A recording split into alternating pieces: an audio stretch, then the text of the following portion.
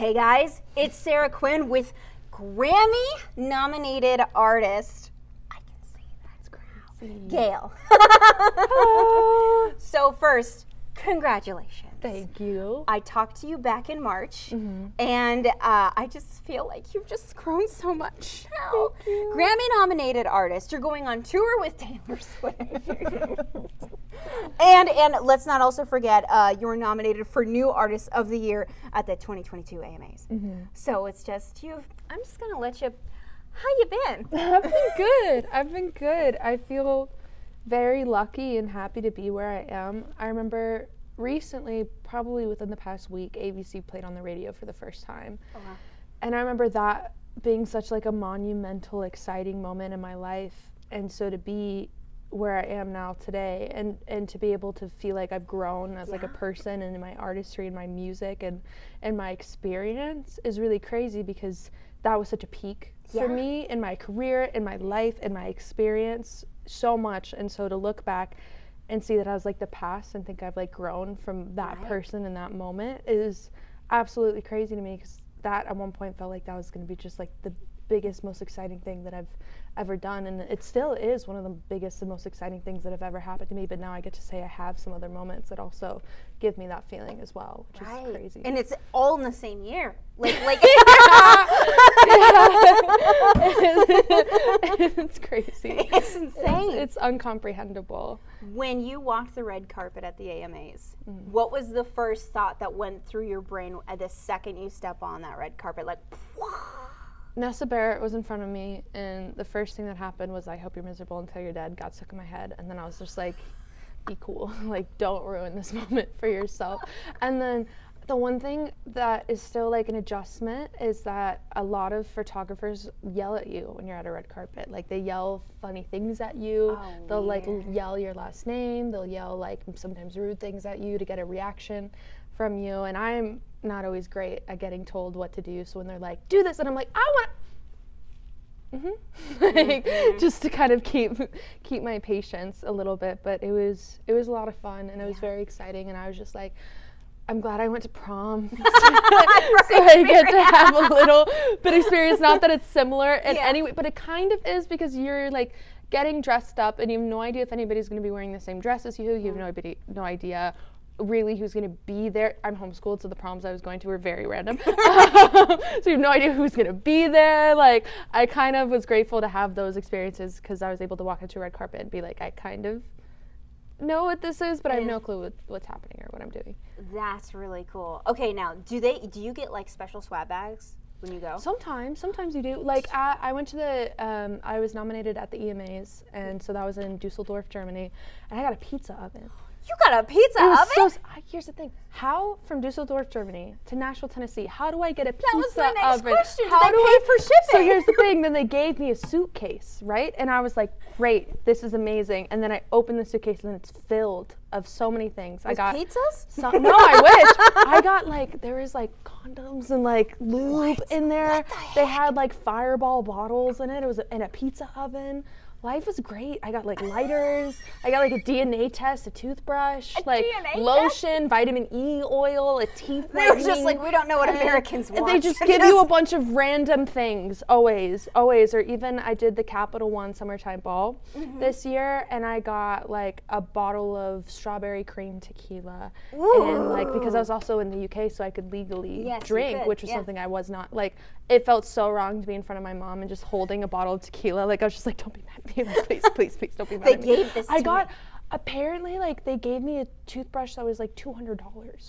I don't know how a toothbrush can be $200. Was it diamond and then they encrusted? gave me like a DNA test, and I got like face masks and like a nose pores strip or something, and a Biore strip.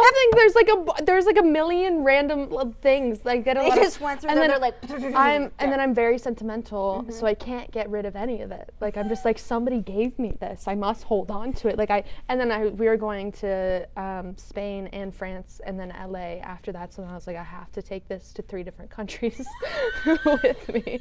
And I'm like, we put a pizza oven in a suitcase and brought it to Spain. Customs must have been fun. Yeah, they were not happy. I was like, I'm bringing this piece of machinery because It's a pizza oven. because I wanted to, and then it cost too much to ship it, so I just brought it everywhere with me. That's amazing. It was so bad. I think I had like 5 suitcases because they gave me a suitcase, then I had got another suitcase to carry. It was a lot. It was just a lot of things. Was it a special pizza oven suitcase that's only for pizza ovens? No! Or was it just a normal suitcase? Here's what happened. They gave me a bag, right? And so I took all of my clothes and put the clothes in the bag, and then I put the bag in the bag. Yeah. And then I put the pizza oven in another bag.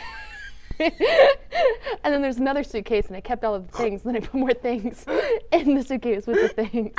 And then at some point, I'm pretty sure in one hotel, I left a bunch of things. I left so many things. And then I got an Amazon Echo. I left that in France. Like, I was just like, Oh my gosh. enjoy. I hope somebody who cleaned that room stole it. It's not even stolen. It was a gift to anybody who wanted to take it. I absolutely think that somewhere, someone has an Amazon Echo Dot sitting on their mantelpiece. I hope it's because of me. And it is. I really hope it's because of me. It's not even open. They're like, this was from GAYLE. And everyone that It comes was just some into- random girl who didn't clean her hotel room. Yeah, Like- yeah. And everyone that they're like, this was left behind at the hotel. It's like a conversation piece for that family. That's what that is. I couldn't bear to bring it with the pizza oven. There's too many things. A pair of sunglasses, a notebook, a pizza oven. Like, it ends up being a lot at some point. So I want to ask about going on tour. You're very creative, very my gosh. creative young woman. Do you have any ideas yet of what you want your opening act to look like? I don't know how much control artists have over that, or like some ideas you have, or maybe you're not allowed to share anything with me. I mean, I'm still trying to put it together, especially because the tour is happening next year, and I'm still doing shows this year, so I'm trying to like finish out my set list of this year, and then also kind of focus on what type of music I want to put out next year. And I'm doing a writer's trip as well, so that could fully cool. affect the things that I do. And I have 2 EPs out, and I'm also about to put out another little passion project involving the first 2 EPs. And so then it's like, okay, which songs from the first EP and second EP do I want to do? And then it also goes to which version of what song do I want to do, because I come out with multiple versions of multiple songs and things. And then do I do interludes of songs? Do I do a cover? Do I not do a cover? So that's been something I've been also trying to, over the next couple of months, just like incorporate people actually getting to pick the set, because one thing I love about social media is that it gives you the ability to talk to people. Like, people that are genuinely going to be at the set can be like, this is the cover I want, and then I'm actually going to be like, okay, if this is the majority of what people want from the cover, this is what I want. Like, I want it to feel like people actually get to like pick a bit of what they want to hear, because I want them to feel, I want them to genuinely be a part of it, especially because it's just so exciting. And I've loved Taylor Swift for so long. Like, I don't even feel like an artist on a stage. Like, I just feel like a fan that got in. Like, I feel like an FBI agent, even though I know nothing and have no information to give anybody. But I just feel like a secret agent, or like a hired actor. Like, I just feel like I'm like, they don't know how much I like love. Be cool. What's up, Taylor? I got a pizza oven in my hotel room. You want to come up for a slice of Like, it? did he get the same pizza oven? Okay, cool. So yeah, I haven't made any particular decisions. I'll definitely be playing FMK and ABC. I know that much. Absolutely. And then after that, I'm still trying to figure out, like, what type of cover I'd want. Yeah. And I might want to switch up the covers and not just do one, and maybe have multiple sets or do something fun. Like, I think, and also, like, I feel like there's a different energy between the type of cover I'd want to do before Paramore and before Phoebe Bridgers. And I might even want to do like a Phoebe Bridgers cover opening up for Paramore, then maybe do Paramore cover opening up for Phoebe and Taylor. You know, there's like a million opportunities and options to think of, and a perfectionist. You haven't So much. considered any So much. details. Me at 3 o'clock in the morning when I can't sleep, I'm just like, you know, we could do Phoebe Bridgers. I'm like, so Paramore. you know what we can do? Because it's like, not only is it Taylor Swift, which is like one of the best performers in the whole entire world, and then one of the best songwriters in the whole entire world, one of the best and most successful artists in the whole entire world, and then one of the most successful tours of the whole entire world. And then you have the other artists that I'm also opening for as well, like Biba Doobie, even Girl in Red is on the tour, I'm not opening up for her, even Gracie Abrams is on the tour, but I'm not opening up for her, but like Muna, even in Paramore, and Phoebe Bridgers, like, it's absolutely ridiculous. Like, these are artists that I just love and adore, and then add Taylor Swift on top of all of it. Like, it's mind-blowing. It's actually mind-blowing. Every night you're going to need to take like a, just like a calming bath, lavender essential oil. It might be a little dark, but the day before the announcement, happened, and I randomly got this like impulsive, like compulsive thought that was like, the poster's gonna come out, my name's not gonna be on it. Like, I will be the person that like said I was always gonna go on. Like, I didn't tell anybody, but I was like, I was gonna see the poster and be like, I was supposed to be in that tour, and then I wasn't. And then nobody believed me. Like, if I were being like, I was gonna go on tour with Taylor Swift, people would be like, yeah, right, so was I. You know? But then I got into a car accident the day I completely totaled my car, messed up my leg. I have a permanent scar on my leg and stuff. Oh my gosh. But it was weirdly very grounding, because I was like, life is real. Wow. I go on tour with Taylor Swift and I lose my car. You don't need a car when you're on tour. They got buses for that. Exactly. Where I was like, life is realistic sometimes, because exciting things can happen, and then you can crash your car in a car shortage and not get a car for like 6 months. And I would look at my leg, and it was weirdly grounding. Like, I have a scar on my leg now, and I'd be like, life is real. Life is real. Like, I can actually like comprehend this, because it just for some reason like grounded me to reality. Because at some point, life is a little too good to where I'm like, what is happening? What is happening? Like, it actually starts to feel like I could wake up from a coma at any point. Like, I'm in a coma, because sometimes things are just going a little too much my way, but also like they don't at the same time in my personal life. Like, very, very realistic things still happen. Right. But then when your hopes and dreams are also coming true, you're like, okay, what's happening here, you know?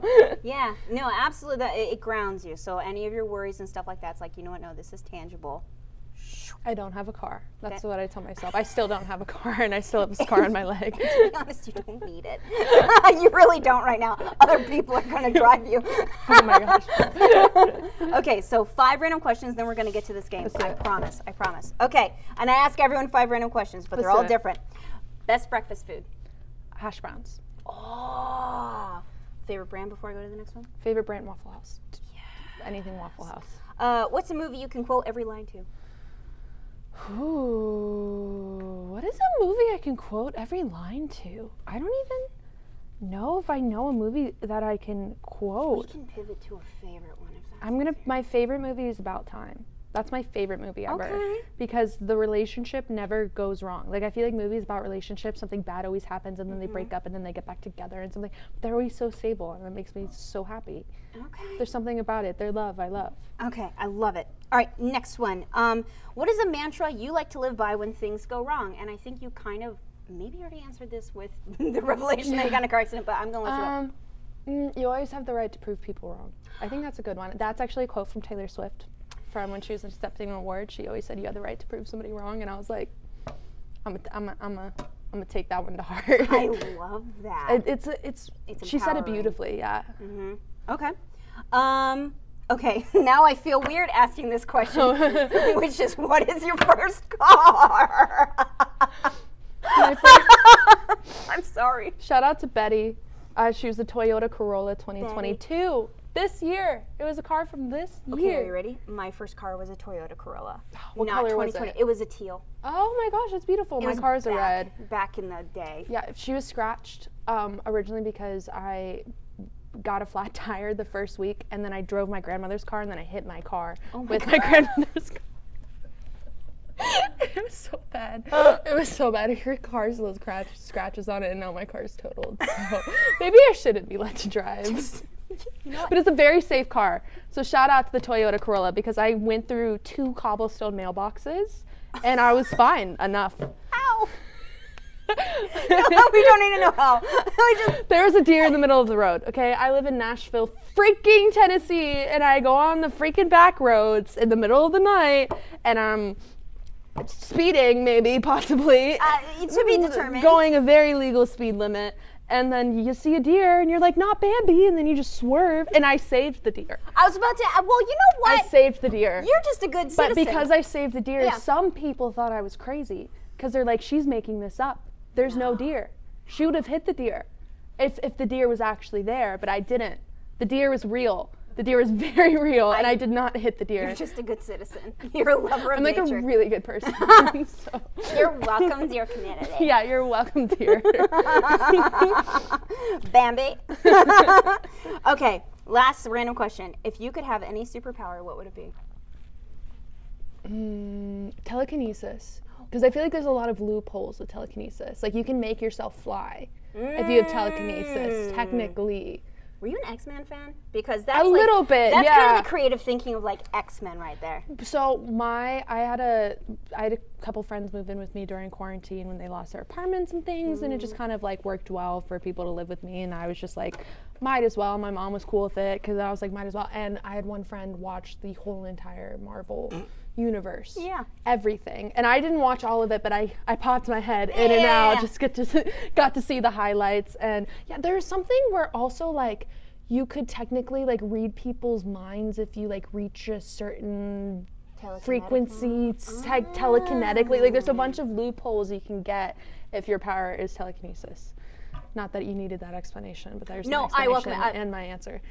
So fun fact, I actually interviewed the guy that created the X-Men 2 months ago. So I'm like, all right, that's interesting. No, I love it. I love it.